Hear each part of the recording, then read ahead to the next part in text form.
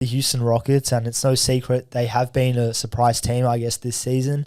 They've beaten, my Lakers, killed us, I think 20-30 bowled us, beat the Kings twice. They beat Denver. Today they obviously lost to the Clippers by 6. But it was a close game throughout the whole, close game, and it's the Clippers, like 4 All-NBA guys. So pretty much Ime Udoka, coaching wizard, freak, like I did not expect him to extract this much out of the young guys like Jalen Green, Jabari. I didn't think they would buy in as much as they are. Maybe that's a product of Fred VanVleet as well, being that veteran point guard, but they look like Udoka's just seasoned like everybody. And the record showing, I think now they would be 6th in the West with a record of like 7-4. But it's the teams they've beaten, which like impressed me, because these aren't like teams who, not that they're expected to beat, but just better or slightly better. These are like championship contenders. So I expect this to be sustainable. I expect this team to make the play-in.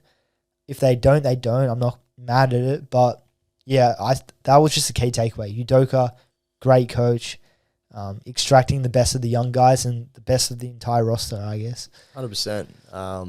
You didn't even mention the one guy that's had Alperen Shenku and LP. I think the fact that Ime Udoka got there, and again, he's allowed him to sort of run the offense. The offense runs through Alperen Şengün on any given night, and he's obviously a willing passer in the mold of like a Jokic and a Domantas Sabonis. Obviously, he's limited in certain aspects. Defensively, he could get better. He could be a better 3-point shooter. But overall, what we see from him on a nightly basis, like the wizardry with his passing, his back to the basket game, his willingness to like put guys on a poster. He loves to like, dunk on people when he gets the opportunity. Sneaky bounce. Yeah, he does. And I think, overall, them running the offense through him and then having a guy like Fred VanVleet who can also be a really good playmaker and a guy that can obviously get his own. And then you add in a guy like Dylan Brooks, who they acquired in free agency. See the stare down. Dylan the villain, yeah. But, those kind of guys, those underrated acquisitions in free agency definitely are helping this team. And even a guy like Jeff Green doesn't get a lot of minutes now as much as he obviously was once upon a time, but having that veteran presence on the bench, being able to like guide these young guys, obviously, and he's seen everything. He's been on a number of franchises, a number of successful franchises as well.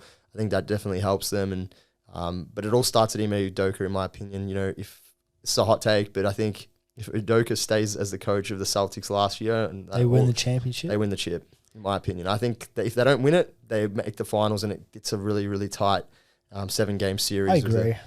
Because his adjustments on the fly, his ability to recognize the situation in the game, it's very much Pop-like, and it's obviously he's a disciple of Pop because he was the assistant coach for a number of years at the San Antonio Spurs under Greg Popovich. So the fact that, he's brought that into his own style of coaching and he's put his own twist on it, but added elements of what Pop does, I think that, is very underrated. And like I said, he's a wizard as a coach, and the kind of instant changes he's made to this Houston team, which, last year, seeing them how they played, you would never think that they would be in a position that they are now. You'd think, the talent that they do have around them and at their disposal, like, again, they'd be hovering around that lottery mark, late lottery, not really being a successful team, missing out on the playoffs. But no, the way they've started, the teams they've beaten, really underrated. So I think they're well on their way to continuing that if they, One quick point. I guess Amen Thompson injured, Tari Eason injured. 2 guys who are like really, really good young pieces and it can obviously help. 2 versatile players. So the fact that they got those 2 guys coming back, it only makes them that much more versatile and I guess scarier out the West. And the fact that Cam Whitmore's in the G League at some points, God. I was watching his highlights. This guy is balling. Yeah. He's averaging like 30. I didn't know he was that good of a 3-point shooter. Now I see why you were so high on this guy, because he's special for sure. 100%. And I think it's going to come. He's just going to bide his time. I think he just can't let his ego get in the way of it, and he can't let the phase of his career now where he's obviously been assigned to the G League. He can't take that as a bad thing or as a negative. He has to take it as a positive and try and help himself grow and obviously get maybe Houston just won't be like the spot, but yeah, plenty of teams could certainly use that guy for sure. 100%. I'm still holding out hope that he can have Chicago.